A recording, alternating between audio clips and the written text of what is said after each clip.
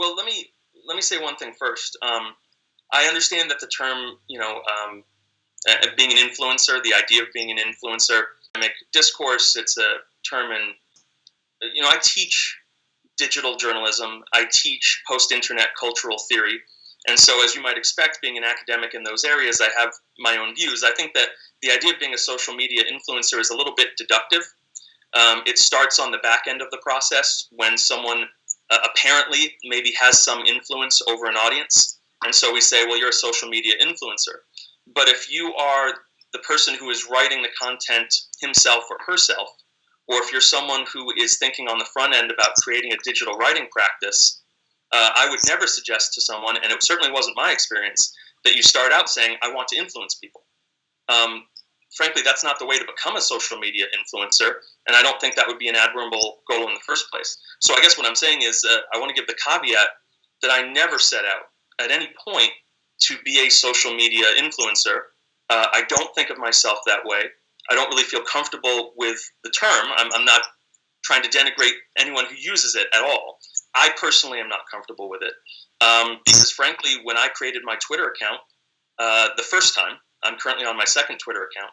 When I created my first Twitter account, it was just to talk about things I was passionate about, particularly poetry. And then I quit Twitter after, I guess it was a year or two with that account, because I found that I'm conscious of, who is reading my Twitter feed and, how many followers do I have. And I was very uncomfortable with why I was using Twitter, how I was using Twitter. So I quit for about a year. And then when I came back, I committed myself to only writing about things I cared about and not caring whether there was an audience and not caring about how what I wrote was received by people. And for a very long time, I followed no one on Twitter. I just wrote tweets. I didn't follow anyone. I didn't try to engage with anyone. And, apparently despite my best efforts, I developed an audience.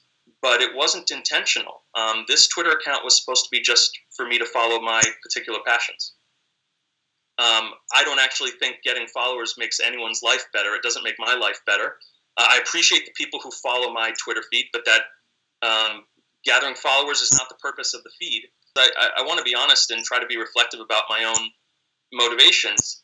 I've always been someone who wanted to participate in the public sphere and never been someone who's kept a private diary. There is a sense in which I want to put my words and information into the public sphere.